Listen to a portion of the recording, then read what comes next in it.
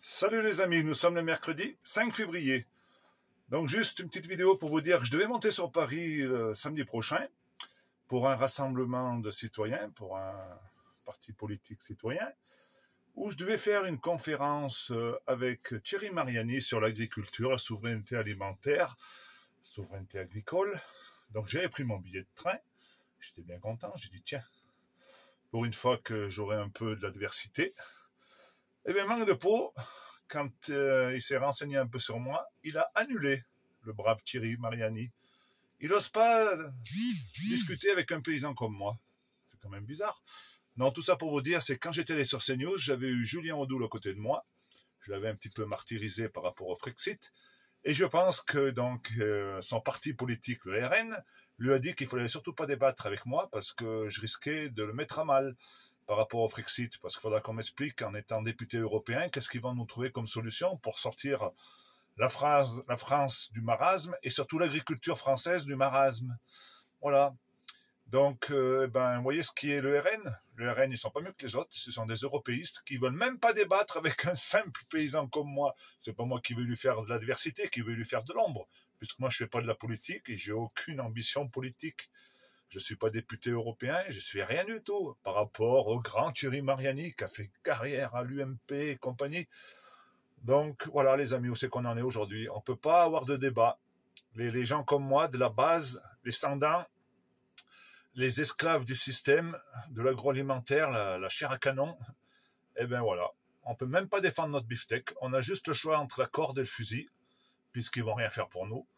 Donc je suis dégoûté, je suis vraiment dégoûté, pour une fois que je pouvais porter un peu la voix des paysans, parce que je pense qu'à 2-3 jours du résultat du scrutin des élections Chambre d'agriculture, les grands vainqueurs vont être les gars comme moi, qui ne sont pas allés voter, j'en suis quasiment sûr, parce qu'on n'a aucune offre de choix qui va nous permettre de sortir de l'agriculture. Tous les syndicats ils sont pour l'Europe cannibale, le libéralisme à outrance, tout comme les partis politiques. Donc là, on est là, on tourne en rond.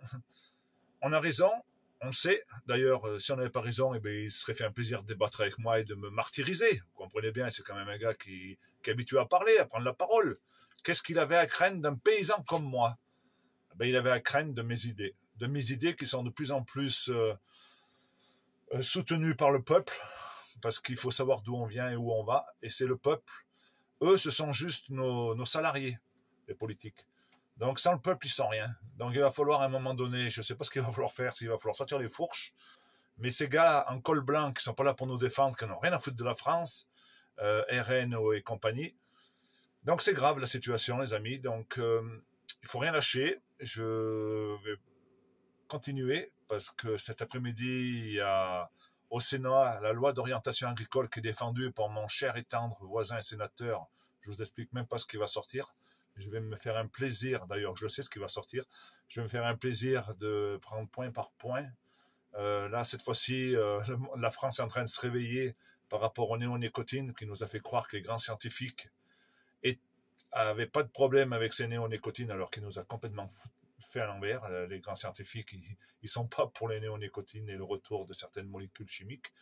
Donc, tous ces gens, je pense qu'il va falloir s'en occuper au plus tôt, les virer. Ils n'ont rien à foutre là. C'est des destructeurs de la société, de l'humanité et du vivant.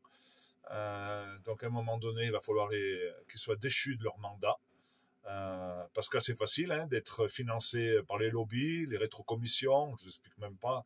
Moi j'aimerais bien que ce genre de personnes, ils aient des contrôles fiscaux, mais vraiment bien pointus par des indépendants, et qu'ils expliquent un peu leur train de vie, comment ils ont fait. Parce que j'ai la preuve maintenant qu'il y a des rétrocommissions. Les gens me le disent, sauf qu'ils peuvent pas me l'écrire parce qu'ils seront autant dans la merde que eux. Mais c'est sûr que pendant 20 ou 30 ans, les rétrocommissions, ça y a été bon train avec les politiques. Et ils ont monté un patrimoine qui leur a rien coûté sur le dos du contribuable. Donc les marchés publics, on sait comment ça marche. Moi, je vois ça de très près. Mais comptez sur moi pour dénoncer toute cette merde qui se sont eux les responsables de la faillite de la France. De toute façon, c'est voulu tout ça. Ils nous font leur baratin en nous faisant croire des conneries, le réchauffement climatique, la France, c'est nous qu'on a mis capoute, c'est nous qu'il faut qu'on paye des impôts. D'ailleurs, c'est le pays qu'on paye le plus d'impôts, hein, les taxes. Donc tout ça, ben, parce que c'est pour eux, pour qu'ils soient les maîtres du monde et qu'ils soient de mèche avec les lobbies. Voilà, les amis. Allez, je suis déçu, mais je lâche rien. La preuve en est, c'est qu'on a raison. Allez les amis, la bise.